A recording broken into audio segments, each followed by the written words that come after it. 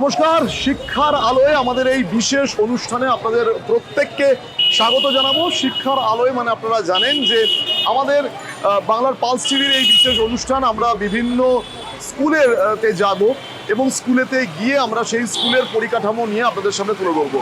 এই মুহূর্তে আমরা একদম এসছি বেহালায়, এসছি বেহালার ন্যাশনাল জেমস হাই স্কুলে আমরা এসছি। স্কুল দীর্ঘদিনের স্কুল, আপনারা জানেন যারা ন্যাশনাল জেমসের সাথে জড়িয়ে আছেন। এবং এই ন্যাশনাল জেমসের স্কুলের পরিকাঠামো কিভাবে এনারা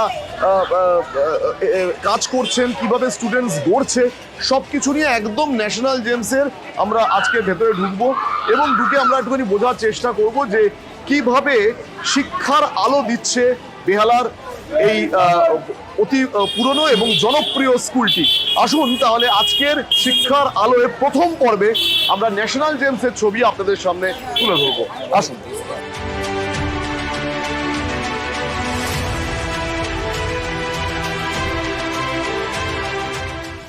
শিক্ষার আলোয় আজকের প্রথম পর্বে আমাদের সঙ্গে রয়েছেন ন্যাশনাল জেমস হাই স্কুলের যিনি প্রধান শিক্ষিকা, প্রিন্সিপাল কিয়া সিনহা ম্যাডাম। ম্যাডাম, প্রথমেই ধন্যবাদ ব্যস্ত সময়ের মধ্যে থেকে সময় দেওয়ার জন্য। অনেক অনেক ধন্যবাদ। দেখতে দেখতে 10 বছর হয়ে গেল স্কুলের প্রধান শিক্ষিকার দায়িত্বে আপনি রয়েছেন, অনেক গুরু দায়িত্ব। কিভাবে ন্যাশনাল জেমস এখন স্কুলের ছাত্রদের তৈরি করছে, স্টুডেন্টসদেরকে তৈরি করছে? আমরা তিনটে দিক দেখি এই স্কুলে। প্রথম কথা হচ্ছে এই স্কুলটা না অন্য স্কুলের থেকে একটু স্বতন্ত্র। তার কারণ হচ্ছে আমাদের যিনি ফাউন্ডার তিনি বেসিক্যালি স্কুলটা শুরু করেছিলেন সমাজের, আমাদের তো এই মধ্যবিত্ত নিম্ন মধ্যবিত্ত এই ধরনের একটা স্তর আছে, যে ধরনের ফ্যামিলি থেকে ছাত্রছাত্রীরা তারা খুব একটা ভালো সুযোগ পায় না বড় বড় স্কুলে যেতে, যে কোনো কারণে, আমি কারণগুলো বলছি না, সেই তাদের জন্যই এই স্কুলটা বেসিক্যালি তৈরি হয়েছিল। তো এখন আমরা যেটা বরাবর করে আসছি সেটা হচ্ছে তিনটে দিক আমরা দেখি। প্রথম কথা হচ্ছে ডিসিপ্লিন, তারপরেরটা হচ্ছে প্রত্যেকটা দিকটা দেখে একটা ধরুন খেলাধুলো, নাচ গান, কালচারাল দিকটা এইটা দেখা, আর তারপরে হচ্ছে পড়াশোনা, কারণ at the end of the day আমাদের তো লেখাপড়া পড়াশোনাটা তো দেখতেই হয়।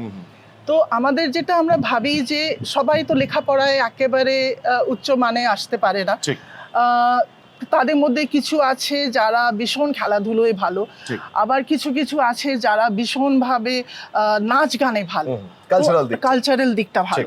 তো আমরা সেই রকম ভাবে সব রকম ধরনের সুযোগের প্রচেষ্টা আমরা করি, অ্যান্ড প্রত্যেকটা স্টুডেন্ট যেন সেই রকম ভাবে পেতে পারে, সেই রকম ভাবে আমরা সুযোগগুলো করে দিই। আমাদের ইন্টার হাউস অ্যাক্টিভিটিস আছে, কারণ এত স্টুডেন্ট আমাদের প্রায় 4000, তাদের মধ্যে থেকে ট্যালেন্টগুলো বার করে নেওয়া, খুঁজে বার করা খুব খুব কঠিন।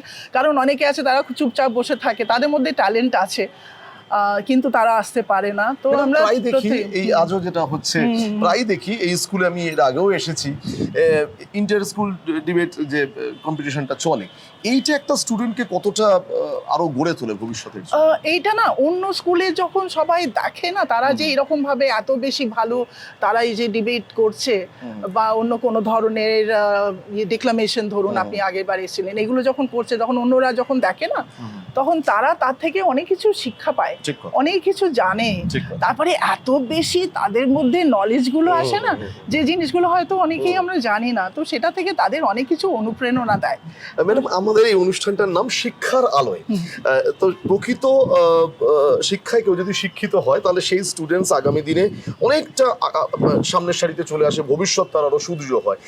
পুঁথিগত বিদ্যা এবং এর পাশাপাশি বিভিন্ন যে শিক্ষা কতটা জরুরি বলে আপনার মনে হয়? পুঁথিগত বিদ্যা আর বেশি দিন চলবে না, কারণ ন্যাশনাল এডুকেশন পলিসি এসে গেছে, সেখানে আমাদের অ্যাপ্লিকেশন যেটা শিখেছি সেটা আমাদের অ্যাপ্লাই করে দেখতে হবে, আমাদের দৈনন্দিন জীবনে আমাদের সেইগুলোকে অ্যাপ্লাই করতে হবে। সেই রকমভাবে এখন কিন্তু পরীক্ষার ধারাটাও পাল্টে গেছে এবং বছর 2-3 মধ্যে অনেক কিছু পরিবর্তন আসবে। আর বই শেখা বিদ্যা আর হয়তো হবে না। আবার আমরা কিছুদিন আগে আমরা আলোচনা করছিলাম, খুব সম্ভবত হয়তো যেটা আমরা ভাবতেও পারি না, যে ওপেন বুক সিস্টেম। আচ্ছা, তখন আমি যখন এটা বললাম, তখন একটা টিচার মিটিংয়ে তখন আমারই টিচাররা তারা বলছিলেন যে এটা কিন্তু খুব মুশকিল, কারণ প্রত্যেকটা জায়গায় জানতে হবে যে কি জিনিসটা আছে। তার মানে হচ্ছে যে শিক্ষাটা আমি নেব, যে জ্ঞানটা আমি অর্জন করব, সেটা একদম পিন পয়েন্টেড হতে হবে। ঠিক কথা। ইতিমধ্যে অনেক টিচার্স, গেম টিচার্স রয়েছে, কালচারাল টিচার্স রয়েছে, কিন্তু সবার দায়িত্ব সবার মাঝে কেয়াদির ওপর রয়েছে। এই এতটা সময় সামলে বাড়িতে যাওয়া, বাড়ির মধ্যেও আবার এই স্কুল নিয়ে ভাবা। আমাদের প্রিন্সিপাল হিসেবে 24/7, আচ্ছা, আমার কোনো বিশ্রাম থাকে না। মানে আমাদের এই খবরের চ্যানেলগুলোর মতো। একদম, আমার সবসময় মনটা তো ঘুরতেই থাকে, আচ্ছা। এটা করতে হবে, ওটা করতে হবে, সেটা আছে। তারপরে তো একটা ধীরে ধীরে থাকেই। ন্যাশনাল গেমস অনেকটা বড় হচ্ছে, আমরা দেখছিলাম অনেকটা বড় আকার নিচ্ছে। আর কি পরিকল্পনা রয়েছে আগামী দিনে, কি রকম ভাবে সাজছে এই গোটা পরিকাঠামো? যেমন আমাদের জিনিসগুলো আসছে, যেমন ধরুন এই ডিবেটে আমরা বারবার আলোচনা শুনছিলাম AI and robotics. Absolutely. Council তো দিয়েইছে সেই সুযোগটা, সেই জন্য আমরা নতুন একটা অ্যাড করেছি এআই রোবোটিক্স ল্যাব। আচ্ছা, এবারে ভবিষ্যতে হয়তো আরো বেশি স্টুডেন্ট তারা এগিয়ে যাবে এআই রোবোটিক্সের দিকে, এটাই। পুঁথিগত বিদ্যার সঙ্গে ডিজিটাল মিডিয়া, এই জায়গায় দাঁড়িয়ে মানে গোটা শিক্ষা পদ্ধতি যে জায়গায় যাচ্ছে, সেটা কতটা নেগেটিভ, কতটা পজিটিভ বলে আপনার মনে হয়? ভালো খারাপ তো প্রত্যেকটা জিনিসের মধ্যেই আছে। আমাদের টিচার বা শিক্ষক শিক্ষিকাদের উচিত হচ্ছে আমাদের তাদের ঠিক জায়গাটা ধরিয়ে দেওয়া, যে এইটার বেশি তোমরা যেও না, এটাতে তোমাদের ক্ষতি হবে, সেটাই আমাদের দেখতে হবে। আর সেটা যেন প্রত্যেকটা জিনিস থেকে যেন আমরা ভালো জিনিসটাই নিতে পারি, এটাই এটা আমাদের কর্তব্য, প্রধান কর্তব্য, ছেলে মেয়েদের গাইড করা। ন্যাশনাল গেমসে রেজাল্ট অত্যন্ত ভালো হয়, আমরা সবাই মুখিয়ে থাকি কেমন হয়, ভালো হয়। এরপর স্টুডেন্টরা কোন দিকে যায়, তারা অনেক সময় ভালো রেজাল্ট করেও তারা কিন্তু ঠিকভাবে মানে তাদের প্রফেশনাল কেরিয়ারেতে তারা ক্র্যাক করতে পারে না। এটা মানে মূল সমস্যার জায়গা। ঠিক মতন হয়তো তারা ঠিক কেরিয়ারটা হয়তো তারা নিতে পারে না, সিলেক্ট করতে পারে না। সেখানেও বাবা মার এটা অনেক দায়িত্ব আছে। সবসময় তো আমরা সেখানে এগিয়ে যেতে পারি না, আমরা যতটা সম্ভব চেষ্টা করি। বেশ, আজকের শেষ প্রশ্ন, শিক্ষার আলোয় অনুষ্ঠানে যারা এই অনুষ্ঠান দেখছে, অনেক বাবা মা দেখছে, অনেক অভিভাবক দেখছে, তাদের উদ্দেশ্যে কি মেসেজ থাকবে as a principal national games? ছেলে মেয়েদের না আমাদের বাবা মা হিসেবে একটা বিশাল কর্তব্য আছে। ছেলে মেয়েদের তাদের মতন করে তাদের এগিয়ে যাওয়ার জন্যে আমাদের যেটা করতে পারি, আমরা রাস্তাটা ধরিয়ে দিতে পারি, কিন্তু রাস্তাটা কিন্তু তাদেরই। তারা ঠিক যেটা যেরকম ভাবে তাদের মন প্রাণ ভালোবেসে সেটা যদি নিতে পারে, সেই দিকেই তারা যাবে। আর অন্য কিছু তাদের উপর জোর করে আমরা চাপাতে পারি না। যেখানেই চাপাচ্ছি সেখানেই ডিপ্রেশন, সেখানেই ফ্রাস্ট্রেশন। এটা না হলেই খুব ভালো হয়। এটাই অনেক দায়িত্ব আছে, বিশাল দায়িত্ব। আমরা টিচার হিসেবে বলে দিই, কিন্তু অনেক সময় না সেটা একটু কন্ট্রাডিক্টেড হয়ে যায় বলে আমরা খুব হেল্পলেস ফিল করি এক সময়। If you don't search for better, there's always better. Do you not want to improve? Do I not want to improve? The world wants to improve, and that happens only with that search, with that option that the search will bring to you.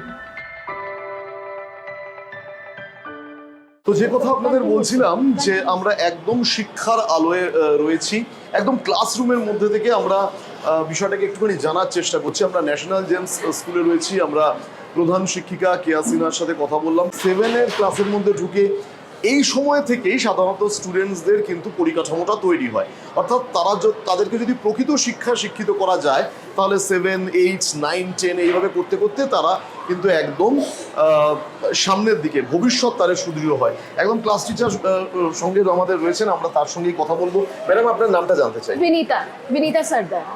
Binita, কেমন ভাবে class হচ্ছে? আপনি কোন subject নিচ্ছেন? আমি English পড়ি। English অত্যন্ত গুরুত্বপূর্ণ সাবজেক্ট, অন্তত আমাদের ক্ষেত্রে communication. Yes, class, please be in your best আপনি দেখতে behavior. পাচ্ছেন তো যেভাবে উনি শাসন করছেন, ভালোবাসছেন এবং তিনি শিক্ষাও দিচ্ছেন। কিভাবে ক্লাস হয় এখানে যদি একটু বলেন? আমি ওদেরকে অ্যাকচুয়ালি ল্যাঙ্গুয়েজ পড়াই, and regularly according to the lesson plan I will related to the topic I teach them with the help of examples, and accordingly they answer. After that we give them the exercise, and they follow up. Yes, what happened? They follow up accordingly, and then it's not just about teaching. We also have our fun interactions because it is a classroom session, and plus era to shobai ekhon they are learning, they are young minds, they are very active, and they have, and apart from that they are not that much notorious, so which is a good thing. but they are good. They are a good lot. আমি দেখতে পাচ্ছি আপনি যখন বলছেন তখন এই স্টুডেন্টসরাও খুব একটা খুব হালকা একটা তাদের মধ্যে ব্যাপার রয়েছে। কেউ মানে আমার এই জায়গায় আপনাকে প্রশ্ন যে ভয় পেয়ে ক্লাস করা আর ভালোবেসে ক্লাস করা দুটোর মধ্যে তো পার্থক্য রয়েছে। অ্যাবসলিউটলি পার্থক্য রয়েছে। তো সে এখানে সবাই খুব খুদে তো এই ক্লাস করাতে আপনি কতটা এনজয় করেন? I enjoy teaching. First of all, English is my favorite subject, but not just that, I love my students very much. Even though I scold them a lot, but at the end of the day, they know when ma'am is angry, but they also give the respect to the teacher. If ma'am is angry, they also behave well. So, not just that, it is very important as a teacher to show that love to the students as well while teaching. And it's not just about coming to the class, opening the book and just studying. It is also very important to interact with them. And they come willingly to me and then they share their experiences. But apart from that, we also finish the syllabus. খুব দারুণ কথাটা বিনীতা বলেছেন, interact with them, অর্থাৎ শুধুমাত্র আসা এসে বই খোলা এবং তারপরে শুধুমাত্র পড়ানো সেটা নয়, ওদের সাথে যদি একেবারে বন্ধুর মতো মিশে যদি ক্লাস করানো যায় তাহলে কিন্তু ওরাও খুব এনজয় করবে। আমরা শিক্ষার আলোয় একদম ক্লাসরুমে রয়েছি। আমাদের এই বিশেষ অনুষ্ঠান বাংলার পালস টিভির তরফ থেকে আমাদের এই অনুষ্ঠান করছি শিক্ষার আলোয়। আপনার যদি কোনো মেসেজ থাকে অভিভাবকদের বা এরকম যারা খুদেরা দেখছে আজকের এই অনুষ্ঠান, কি বলতে চাইবেন? As a teacher, as a guardian, as a teacher, how should a teacher conduct the class? Okay. I feel that as a teacher, it is very important. Yes, class, please. I feel as a teacher, it is very important to make the class very lively. আমি যদি একটা সাবজেক্টটাকে interesting না বানাতে পারি তাহলে স্টুডেন্টসরা আজকে আমার কথা শুনবে না। আমি যদি একটা ক্লাসে আসি আর আমি যদি এসে ওদেরকে কন্টিনিউয়াসলি বকতে থাকি তাহলে ওদের ইন্টারেস্ট থাকবেই না। বাট আমি যদি জিনিসটাকে ইন্টারেস্টিং ভাবে যদি বলতে পারি তাহলে they will go back home and they will do the homework because they love me, because they love me and not just that, they have also found an interest in the subject, be it language or be it literature. And literature তো আরোই ভালো because it is like a story. একদম, literature তো আরোই ভালো, তার কারণ এটা স্টোরির মতো। যে কথা বিনীতা বলছে একদম ঠিক, শাসন করে নয়, ভালোবেসে যদি সাবজেক্ট, যে কোনো সাবজেক্টে যদি ভালোবাসা যায় তাহলে সেই সাবজেক্টটা স্টুডেন্টসদের কাছে একটা দারুণ ফ্লেভার হয়ে উঠতেই পারে। আসুন আমরা ন্যাশনাল গেমসের অন্য একটুখানি ক্লাসরুমে যাই এবং শিক্ষার আলোয় আমরা একদম ক্লাসরুমের মধ্যে থেকে এই ফ্লেভার আপনাদের সামনে দেওয়ার চেষ্টা করছি। ক্লাস 7 এর পর এবার আমরা ক্লাস 10 এ ঢুকছি। ক্লাস 10 এ ক্লাস হচ্ছে, আসুন আপনাদেরকে আমি সেই ছবিটা দেখাবো। ন্যাশনাল গেমসের ক্লাস 10 এর ক্লাস, টিচার রয়েছেন, তার সাথে কথা বলবো। Madam, good afternoon. Good afternoon. কি ক্লাস করছেন আপনি এখানে? Environmental applications. এনভায়রনমেন্টাল অ্যাপ্লিকেশন অত্যন্ত গুরুত্বপূর্ণ সাবজেক্ট। আমি একটা বিষয় জানতে চাইবো যে শিক্ষার আলোয় যখন আমরা এই অনুষ্ঠান করছি, আমরা বিভিন্ন স্কুলে গিয়ে সে স্কুলের কিভাবে আপনারা ক্লাস করাচ্ছেন, স্কুলের টিচিং পরিকাঠামো নিয়ে আমাদের কথা বলা, স্টুডেন্টদের সঙ্গে ক্লাস করা এবং এই ধরনের গুরুত্বপূর্ণ সাবজেক্টে ক্লাস 10 কতটা ইন্টারেস্ট দেখাচ্ছে, কি মনে হচ্ছে? না, ওরা খুবই ইন্টারেস্টেড, খুবই ইন্টারেস্টেড সাবজেক্টে। ওরা 2 বছর ধরে এই সাবজেক্টটা পড়ছে, ক্লাস 9-এ পড়েছে আর ক্লাস 10-এ পড়ছে। হ্যাঁ, এখানে তো মানে নেচার সম্বন্ধে অনেকটাই ওরা মানে অ্যাওয়ারনেস আছে, এনভায়রনমেন্টাল স্টাডিজ। হ্যাঁ, আর খুব অ্যাপ্লিকেশন বেসড সাবজেক্ট, যেটার উপর এখন অনেক রকম রিসার্চ হচ্ছে, যার ফলে ওরা অনেক আপডেটেড এইসব রিসার্চগুলোর সম্বন্ধে এখন স্লোলি। আর মানে ওদের সঙ্গে ইন্টারাকশন করে আমিও অনেক কিছু ওদের থেকে জানতে পারি, এটাই সবচেয়ে বড় কথা। মানে অ্যাজ আ টিচার এটাও আমার ক্ষেত্রে খুব এনরিচিং। আপনি এই স্কুলের সাথে কতদিন? আমি প্রায় 28 বছর। 28 বছর? হ্যাঁ। আচ্ছা, 28 বছর ম্যাডাম অ্যাটাচ আছেন। 28 বছরের স্কুলের পরিকাঠামো, টিচিং যে সিস্টেম অনেকটা চেঞ্জ হয়েছে, অনেকটা চেঞ্জ হয়েছে। এখন পুঁথিগত বিদ্যার সঙ্গে ডিজিটাল মাধ্যম চলে এসেছে। এটা কতটা স্টুডেন্টসকে সাহায্য করেছে কিংবা কতটা স্টুডেন্টসকে ক্ষতিকর করছে বলে আপনার মনে হয়? না, মোবাইল অ্যাডিকশন তো অফকোর্স একটা সমস্যা বটেই, সেটা কোভিডের পর থেকেই শুরু হয়েছে। কারণ আমরা ওদের হাতেই মোবাইলটা তখন দিতে বাধ্য হয়েছি, যেহেতু ওরা ক্লাসগুলো নালে করতে পারতো না অনলাইন। কিন্তু এই ইন্টারনেটের যে সুবিধেগুলো রয়েছে সেটা তো নিঃসন্দেহে অনেকটাই সাহায্য করেছে, আমাদেরও আমাদের জ্ঞানটা অনেকটা এক্সপ্যান্ডেড হয়েছে, আর ওরা ওদের প্রজেক্টস বা ইত্যাদি জিনিস করতে ওদেরও অনেক হেল্প হয়। ক্লাস 10 এর পরই 11 12 তারপরে স্কুল থেকে পাস আউট একটা হ্যাঁ। অন্য জগতে চলে যাওয়া, একদম, কম্পিটিটিভ জগৎ। ভীষণ। সেক্ষেত্রে এই স্টুডেন্টসরা যারা আজকের মোটামুটি ভালো স্টুডেন্টস, কি মনে হয় অনেক সময় তারা কাজের জগতে গিয়ে তারা কিন্তু ক্র্যাক করতে পারে না, তারা ক্লিক করতে পারে না। এই জায়গাটা আমি একটু আপনার কাছে জানতে চাই, আজকের এদের বিদ্যা বা আজকের এদের যে পড়াশোনার সিস্টেমটা, হ্যাঁ। এটা না করতে পারার কারণটা কি? বাবা মায়ের আরো বেশি কি খুব দায়িত্ব নিতে হয় মনে হয়? না, বাবা মা যথেষ্ট দায়িত্ব পালন করছেন, আমরাও আমাদের যতটা সম্ভব আমাদের এই ইনফ্রাস্ট্রাকচারের মধ্যে আমরা করছি। ওরাও খুব প্রেশারাইজড জানেন, যার ফলে ওদের যে কমপ্লিট বিকাশটা আমার মনে হয় পুরোপুরি হয় না। এই হয় না, স্কুল right. থেকে বেরিয়েই তো টিউশন, তারপরেই আবার বাড়ি ফেরা, আবার বাড়িতে একটা হয়তো টিউশন অপেক্ষা করছে, অথবা খাওয়া দাওয়ার একটা অনিয়মও চলতে থাকে। আমরা যেভাবে সময় পেয়েছি নিজেদের জন্য আমাদের ছোটবেলায়, ওরা বোধহয় অতটা পাচ্ছে না, যার ফলে সমাজের সঙ্গে যে একটা সম্পর্ক গড়ে তোলা সেটা বোধহয় খুব একটা ভালোভাবে হয়ে উঠছে না বলে আমার মনে হয়। একদম ম্যাডাম, সেটা হলে একদম ভালো হতো। ম্যাডাম একদম প্রাসঙ্গিক কথা বলেছেন, তা হচ্ছে ওরা খুব প্রেশারাইজড এবং সমাজের সঙ্গে সম্পর্ক গড়ার ক্ষেত্রে কোথাও একটা গ্যাপ থাকছে। আমার সঙ্গে যিনি চিত্রগ্রাহক রয়েছেন তাকে আমি একটুখানি দেখাতে অনুরোধ করবো। একদম আমরা ক্লাসরুম থেকে রয়েছি এবং এই ক্লাসরুমে এসে এদের অবশ্যই কথা বলতে বলতে বারবার সেই স্কুলের দিনগুলো আমাদের সামনে চলে আসছে। তার কারণ শিক্ষার আলোয় যদি আমরা প্রকৃত আলোয় আমরা যদি আলোকিত হতে পারি, প্রকৃত আলো যদি আমাদের ওপর পড়ে, তাহলে এর পরবর্তী লাইফটা, আমরা ক্লাস 10-এ রয়েছি, 11 12 তারপরেই পাস আউট, স্কুলের গণ্ডি পাশ করে একটা অন্য জগতে চলে যাওয়া, এবং তারপরের জগৎটা কিন্তু অনেক অনেক কঠিন। তাই জন্য আমরা চেষ্টা করছি যে যারা প্রকৃত আলো দিচ্ছেন, স্কুল টিচাররা, বাবা মারা, বাবা মার পরে এনারাই হচ্ছেন আমাদের অবশ্যই অভিভাবক, কারণ স্কুলে আমাদের অনেকটা সময় থাকতে হচ্ছে। তো তাই জায়গায় দাঁড়িয়ে আমরা এখন যে মুখগুলো দেখছি সেই মুখগুলো খুব সরল, নিষ্পাপ, কিন্তু এই মুখগুলোই কিন্তু আগামী 2 বছর পর অনেক কঠিন চ্যালেঞ্জের মুখে তাদের পড়তে হচ্ছে। স্কুল কতটা গড়ে দিচ্ছে এই প্রতিবেদনে আমরা সেই যে মেসেজটা আপনাদের সামনে তুলে ধরছি। আমরা একেবারে ক্লাসে ঢুকে ক্লাস টিচারদের সঙ্গে কথা বলছিলাম, অবশ্যই প্রিন্সিপাল ম্যাডামের সঙ্গে কথা বললাম। এই গোটা ক্লাসে যাওয়া যিনি আমাদের সাহায্য করছেন, ক্লাস 12-এর ছাত্রী দীক্ষা আমাদের সঙ্গে রয়েছেন। ক্যাপ্টেন অবশ্যই ওর ক্লাসের। দীক্ষা, আমরা প্লেগ্রাউন্ডে দাঁড়িয়ে রয়েছি, তাই তো? এই তুমি তো দীর্ঘদিন, মানে কোন ক্লাস থেকে পড়ছো এখানে? ক্লাস কেজি থেকে 12 বছর দীক্ষা ন্যাশনাল গেমসে পড়ছে, 12 তারপরেই পাস আউট হয়ে বেরিয়ে যাবে। স্কুলে আসা, স্কুলে সময় কাটানো কেমন লাগে, কেমন ফিল হয়? সব থেকে ভালো ফিলিং এখানেই আসে। Like most of the time আমরা আমাদের পুরো লাইফ দিনের মধ্যে স্কুলেই কাটাই, আর এটা সব থেকে ভালো লাগে। এখন আমি যখন পাস আউট করে যাব, কিছু মান্থসই বাকি আছে, এখন লাগছে যে কেন পাস আউট করে যাবো। কিছুদিন আগে অবধি লাগতো যে তাড়াতাড়ি পাস আউট করে যাব, কলেজে যাবো, বাট আপাতত মনে হচ্ছে কেন পাস আউট করে যাবো এত তাড়াতাড়ি কেন দিন চলে গেল। Like literally 12 years passed very soon. প্রায় একটা যুগ, মানে 12 ইয়ার চলে গেল। এই যে পরবর্তীকালে তুমি, মানে যেহেতু ন্যাশনাল গেমসে কেজি থেকে আছো, ক্লাস 12, ন্যাশনাল গেমসের এই যে উত্তরণ, পড়াশোনার মান উন্নয়ন যেটা ঘটেছে, অনেক ডেভেলপমেন্ট হয়েছে, সেটা কেমন ভাবে দেখলে তুমি?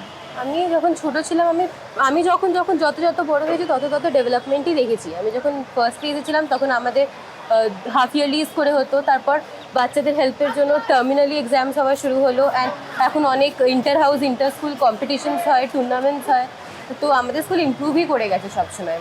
Like since 12 years every year our school have improve. আচ্ছা, এরপর তোমার কি নিয়ে পড়াশোনার তাগিদ রয়েছে? কমার্স উইথ ম্যাথস নিয়েছি, বিকম করব, তারপর সিএ ফান্ডে।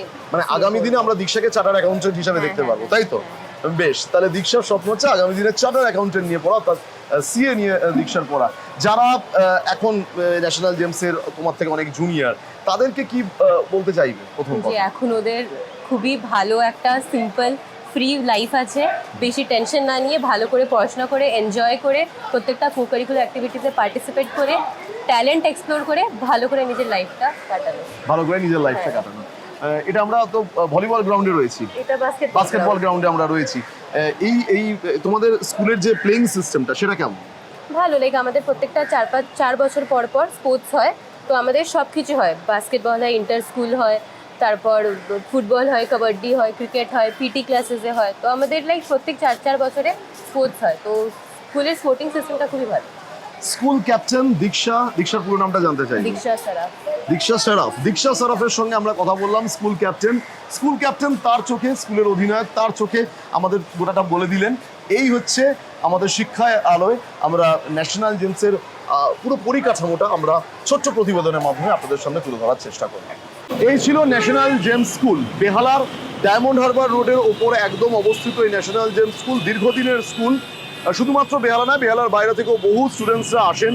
আমরা প্রিন্সিপাল ম্যাডামের সঙ্গে কথা বললাম, আমরা ক্লাস টিচারের সাথে কথা বললাম, স্টুডেন্টসদের সঙ্গে কথা বললাম। তারা দীর্ঘদিন ধরে ন্যাশনাল গেমসে তারা পড়ছেন, তারা কিভাবে কতটা শিক্ষার আলোয় তারা আলোকিত হচ্ছেন।